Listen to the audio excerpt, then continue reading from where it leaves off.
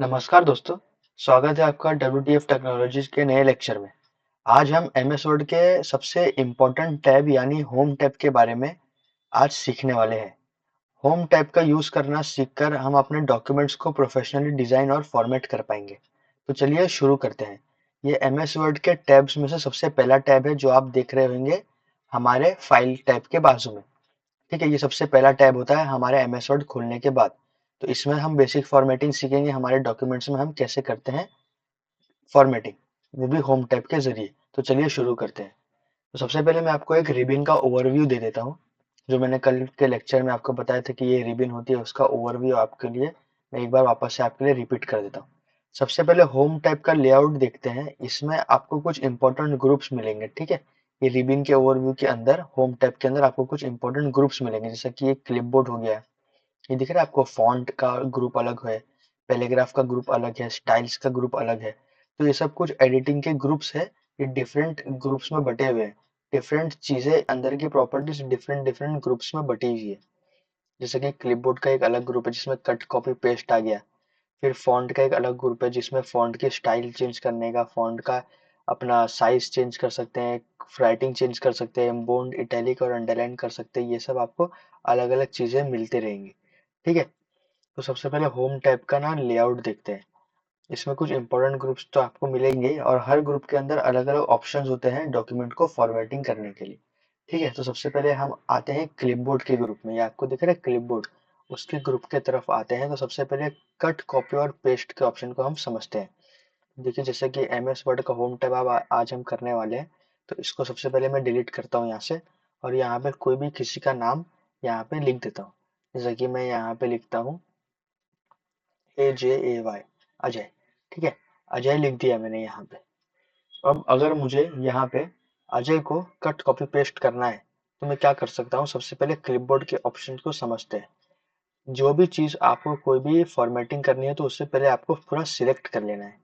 ठीक है, सिलेक्ट करने के बाद अगर आपको उसे कट करना है, ठीक है, तो आपको दबाना है Ctrl+X। शॉर्टकट ये है Ctrl+X, तो ये कट हो जाएगा।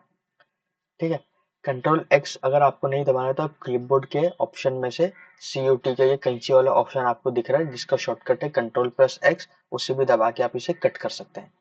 ठीक है, अभी मैं यहाँ पे दूसरा नाम लिखता हूँ, जैसा कि सोहेल।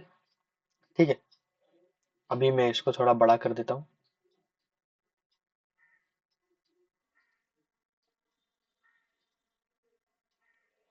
अभी मुझे इस सोहेल नाम का डुप्लीकेट चाहिए, मतलब मुझे इसे कॉपी करके मुझे दूसरी जगह पेस्ट करना है, ताकि सोहेल नाम का एक और सोहेल दूसरी जगह पे बन जाए।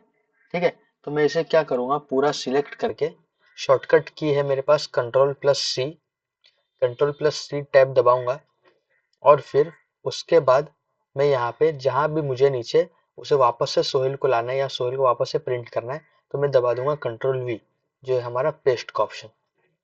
ठीक है, तो ये आपका शॉर्टकट की है कॉपी के लिए और शॉर्टकट की है पेस्ट के लिए।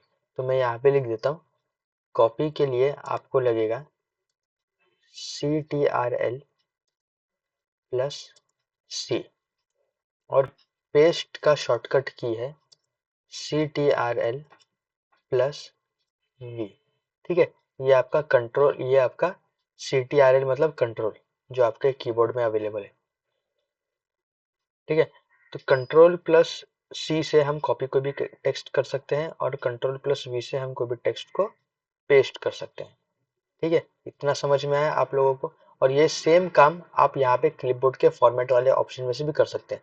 लेकिन ये कंट्रोल वाला जो मैंने आपको शॉर्टकट की बताई Ctrl+C और Ctrl+V, ये फास्ट काम करने के लिए अब वो होता है, अच्छा होता है। जैसा कि अगर आपको बार बार कोई भी चीज़ कट या कॉपी पेस्ट करनी है तो आप बार बार यहाँ थोड़ी जाओगे क्लिक करने के लिए, आप शॉर्टकट की दबाओगे तो आपका काम आसान हो जाएगा। ठीक है, उस हिसाब से मैंने आपको बताया। और कट के लिए Ctrl+X, ये इसका शॉर्टकट की है। ठीक है, तो बेसिक क्लिपबोर्ड का ऑप्शंस तो आप समझ ही गए रहेंगे। जैसे कि कट टेक्स्ट या ऑब्जेक्ट को एक जगह से निकालकर दूसरी जगह मूव करने के लिए यूज किया जाता है, जो है हमारा कट Ctrl+X। एक जगह से निकाल दिया मैंने इसको पूरा और दूसरी जगह रखने के लिए। कॉपी, एक टेक्स्ट या ऑब्जेक्ट या डुप्लीकेट बनाने के लिए कॉपी काम आता है। ठीक है, डुप्लीकेट क्यों काम आता है? कोई भी चीज का, सॉरी, कॉपी क्यों काम आता है? कोई भी चीज का डुप्लीकेट बनाने के लिए कॉपी काम आता है। ठीक है, और पेस्ट, कोई भी कॉपी किए हुए कंटेंट या चीज को वापस से लाने के लिए, या कोई भी आपने यहाँ से कॉपी को, यहाँ से आपने इसे कॉपी किया, ठीक है, कॉपी करके कहीं ना कहीं तो आप पेस्ट करोगे ही ना, कहीं ना कहीं उसे डालोगे, तो उसके लिए आपको पेस्ट या कंट्रोल+V काम आता है। ठीक है, ये सब शॉर्टकट की इसके बारे में भी आपको मैं बताते चलूंगा। कट के लिए कंट्रोल+X, कॉपी के लिए कंट्रोल+C और पेस्ट के लिए कंट्रोल+V। ठीक है, तो ये हो गया आपका क्लिपबोर्ड का ऑप्शन, ये जिसमें आप कट कॉपी पेस्ट यूज कर सकते हैं। और पेस्ट स्पेशल भी एक आता है, वो मैं आपको बाद में बताऊंगा।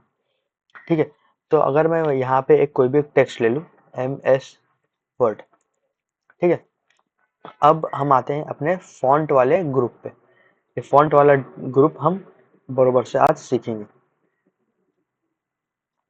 ठीक है, तो अगर मेरे पास एक टेक्स्ट है यहाँ पे MS वर्ड, ठीक है, मैंने पहले लेक्चर में बताया था MS वर्ड क्यों काम आता है, कोई भी डॉक्यूमेंट को एडिट करने के लिए, कोई भी डॉक्यूमेंट को चेंज करने के लिए।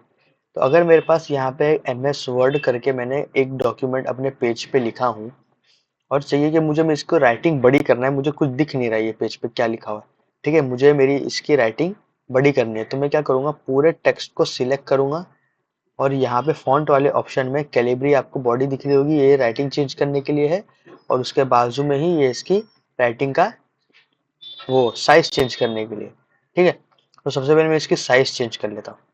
साइज चेंज करने के लिए मैं जितना भी आगे जाते रहूंगा उसकी साइज उतनी बड़ी होती जाएगी। ठीक है, और अगर आपको इसकी राइटिंग पसंद नहीं आ रही तो आप इसको पूरा सिलेक्ट कीजिए, और यहाँ पे कैलिब्री बॉडी लिखा हुआ है, देखिए यहाँ पे फॉन्ट के ऑप्शन में, यहाँ पे छोटे से एरो का मतलब है कि इसमें बहुत सारे अलग अलग राइटिंग के ऑप्शन है। तो अगर मेरे को ये अल्जीरियन राइटिंग पसंद आ रही तो मैं इस पर क्लिक कर लूंगा, तो इसकी राइटिंग भी चेंज हो गई और इसका साइज भी चेंज हो गया, दोनों काम हमारे एक साथ हो गए। ठीक है, समझ में आ रहा है आपको? अगर किसी की भी राइटिंग चेंज करनी हो तो आपको यहाँ वाले ऑप्शन में जाना है, ये वाले डॉट पे आप क्लिक करेंगे तो आपको बहुत सारे राइटिंग्स का ऑप्शन मिल जाएगा, कोई सी भी आप राइटिंग यहाँ पे से चूज कर सकते हैं। और यहाँ पे अगर आपको साइज साइज चूज करनी है, ठीक है, साइज चूज करनी है तो आप यहाँ पे क्लिक करके उसकी साइज भी रख सकते हैं, छोटा बड़ा जो भी आपको देना है। ठीक है, अब अगर आपको, ठीक है, अगर आपको इसका कलर चेंज करना है, ये तो black colour by default black colour में आता है, अगर आपको बेसिकली इसका कलर चेंज करना है तो क्या करना है आपको, सबसे पहले यहाँ पे आना है, ये जो ए लिखा हुआ दिख रहा है आपको, फॉन्ट कलर जिसका नाम है, उस पर आप जैसे ही ये वाले डाउन एरो पे क्लिक करेंगे तो आपको यहाँ पे बहुत सारे कलर्स दिखेंगे। ठीक है, तो यहाँ पे कलर्स का भी ऑप्शन बहुत है, कलर चेंज करो येलो में, ग्रीन में, रेड में, किसी में भी अगर आपको कलर चेंज करना है तो आप यहाँ पे कलर भी चेंज कर सकते हैं, जैसे कि मैं रेड कर दिया यहाँ पे। ठीक है, रेड कर दिया मतलब कि रेड में पूरा टेक्स्ट हो गया। ठीक है, समझ में आ रहा है आपको? अभी मैं इसको पूरा सिलेक्ट करके नॉर्मल राइटिंग में लेता हूँ, डॉट पे, तीन डॉट पे क्लिक किया और MS वर्ड कैलिब्री, ये हमारी बाय डिफॉल्ट राइटिंग है। ठीक है, और इसको मैं बाय डिफॉल्ट ब्लैक कलर में रख लेता हूँ, तो अगर मैं आपको बोल्ड, इटैलिक और अंडरलाइन समझाने के लिए। ठीक है, ये बेसिक टेक्स्ट हो गया MS वर्ड लिखा हुआ, इसको हमें अगर बोल्ड करना है, ठीक है, बोल्ड मतलब क्या होता है, कोई भी टेक्स्ट थोड़ा बोल्ड होकर दिखता है, व्हाट्सएप पे भी हमारे ऑप्शन आता है ना बोल्ड का, तो वैसे हमें करना है। तो मैं क्या करूँगा, पूरा इसे सिलेक्ट करके, ये बी जो लिखा है, बी मतलब बोल्ड, ठीक है, तो बोल्ड पे क्लिक करूंगा, थोड़ा बोल्ड हो गया। ठीक है, इसे सिलेक्ट रख के ही मैं इटैलिक पे क्लिक करूंगा तो ये थोड़ा इटैलिक हो जाएगा, मतलब थोड़ा टेढ़ा हो जाएगा। और अगर मैं उसके बाजू में यू पे क्लिक करूंगा मतलब ये अंडरलाइन हो जाएगा। ठीक है, समझ में आया? अंडरलाइन में भी हमारे पास बहुत सारे ऑप्शन है, जैसे कि अगर आप डाउन एरो पे क्लिक करेंगे तो डबल अंडरलाइन का ऑप्शन है, सिंगल अंडरलाइन का है, डॉटेड है, ठीक है, जिगजैग है। अगर आपको अंडरलाइन, अगर आपको जिगजैग पसंद आता है तो आप जिगजैग पे क्लिक कर लीजिए। ठीक है, जिगजैग पसंद आ गया और जिगजैग का कलर पसंद नहीं आया तो क्या कीजिए, पूरा सिलेक्ट कीजिए, अंडरलाइन के ऑप्शन में डाउन एरो पे क्लिक कीजिए यहाँ पे, और ये अंडरलाइन कलर दिख रहा है आपको। ठीक है, अंडरलाइन कलर पे जाके मैं इसका अंडरलाइन कलर रेड ले लेता हूँ।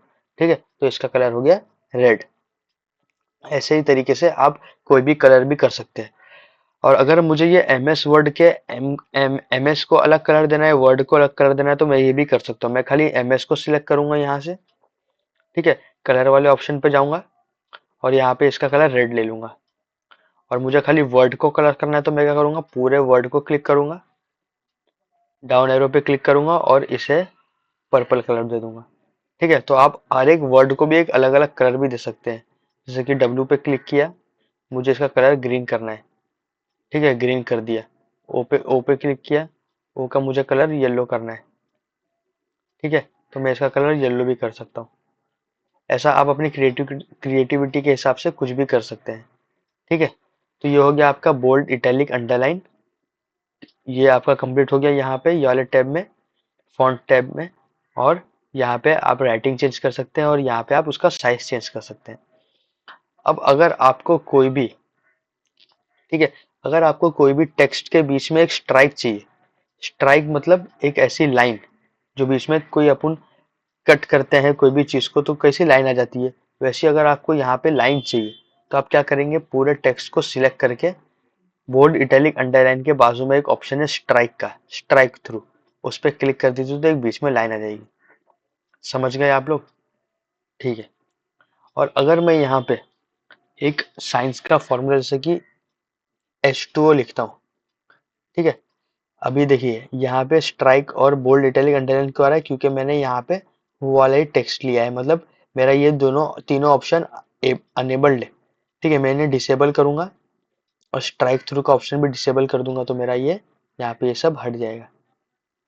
ठीक है, अगर मैं साइंस का एक फॉर्मूला लिखूं H2O, तो कभी आपने H2O में टू बाजू में लिखते हुए देखा है क्या? नहीं ना, H2O में टू हमेशा नीचे रहता है।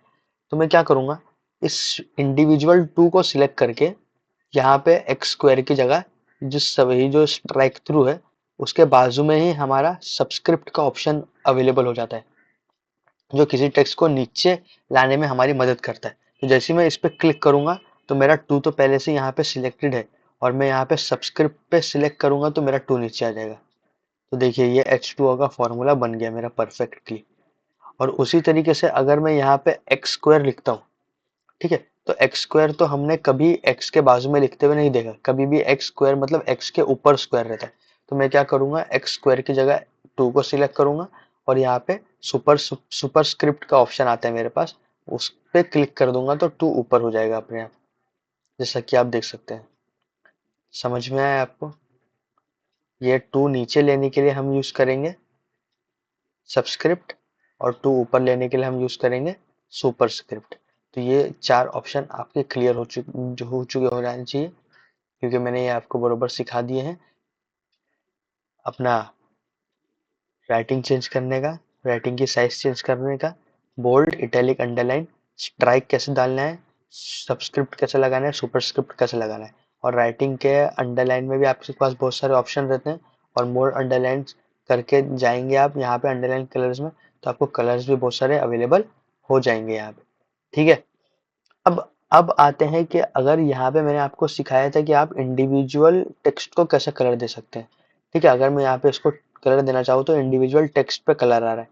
और अगर मुझे इसके पूरे बैकग्राउंड को कलर करना है, ठीक है, मुझे पूरे बैकग्राउंड को इसके कलर करना है, तो मैं क्या कर सकता हूँ, यहाँ पे पूरे टेक्स्ट को सिलेक्ट करके यहाँ पे आके पूरे बैकग्राउंड को मैं यहाँ पे कलर कर सकता हूँ। ठीक है, देखिए पूरा H2O के पीछे कलर हो चुका है। समझ में आया आपको? H2O तो कलर मैंने इसके हिसाब से किया था, फॉन्ट कलर के हिसाब से, लेकिन मैंने यहाँ पे background colour text highlight colour की मदद से पूरे टेक्स्ट को हाईलाइट कर दिया।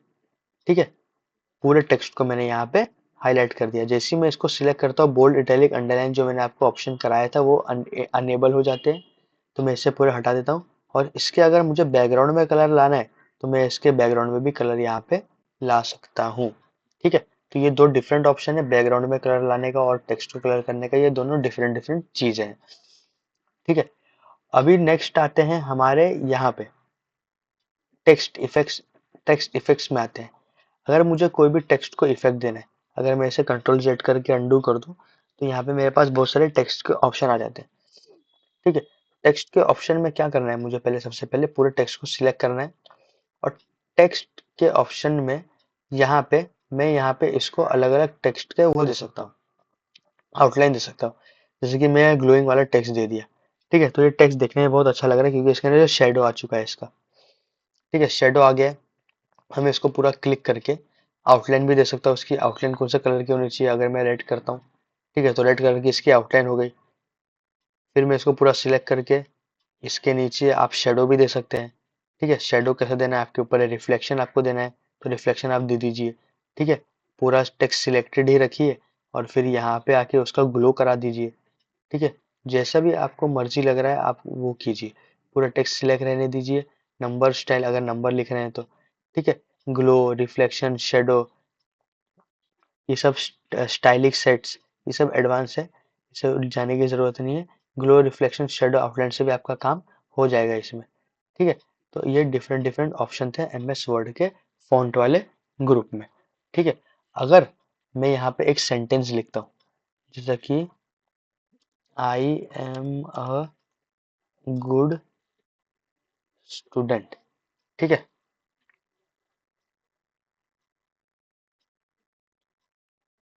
I am a good student.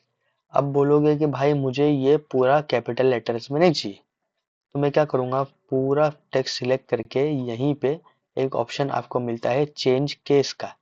ठीक है, चेंज केस पे क्लिक करके मैं सेंटेंस केस करूंगा, तो सबसे सेंटेंस केस में क्या होता है, स्टार्टिंग लेटर ही सेंटेंस का कैपिटल रहता है, बाकी सब स्मॉल हो जाते हैं।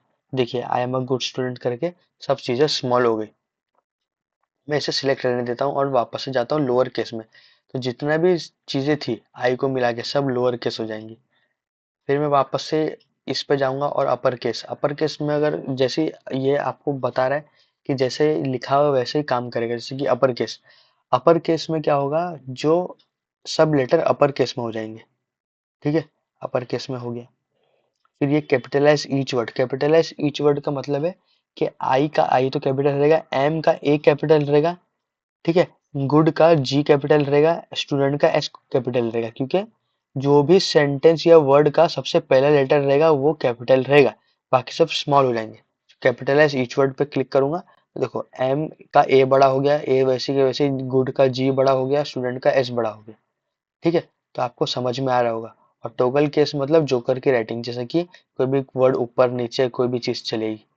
ठीक है, तो ये चीज मानता हूँ कि आपको समझ में आ गई होगी। ठीक है, तो ये फॉन्ट ग्रुप हमारा यहाँ पे कंप्लीट हो रहा है। एक एक ही लास्ट स्टेप बाकी है, वो है हमारा ये वाला, जैसे कि इंक्रीज का फॉन्ट साइज, जो मैंने आपको यहाँ पे बता चुका है। ठीक है, अगर आपको नंबर से करना है तो आप नंबर से भी कर सकते हैं, और अगर आपको इस ए वाले ऑप्शन पे क्लिक करके करना है तो आप वो वाले ऑप्शन पे भी क्लिक करके कर सकते हैं। जैसे कि मैं इसको पूरा सिलेक्ट कर लूंगा एक ही साथ, और यहाँ पे ए वाला ऑप्शन जो दिख रहा है मेरा, कैपिटलाइज ईच वर्ड के बाजू में, ये वाला मैं यहाँ पे इंक्रीज फॉन्ट साइज करूंगा तो ये बड़ा होते जाएगा। जितना बड़ा करूंगा उतना बड़ा होते जाएगा। और अगर मैं उसके ऑपोजिट या उसके ऑफ वाला ऑप्शन क्लिक करूंगा, डिक्रीज फॉन्ट साइज वाला, तो फॉन्ट की साइज डिक्रीज होते चली जाएगी। ठीक है, जितने भी डिक्रीज करूँ उतनी डिक्रीज होते चले जाएगी मेरी फॉन्ट की साइज। तो आई होप आपको इतना समझ में आ गया होगा। फॉन्ट ग्रुप हमारा कंप्लीट हो चुका है, हमारा क्लिपबोर्ड भी कंप्लीट हो चुका है।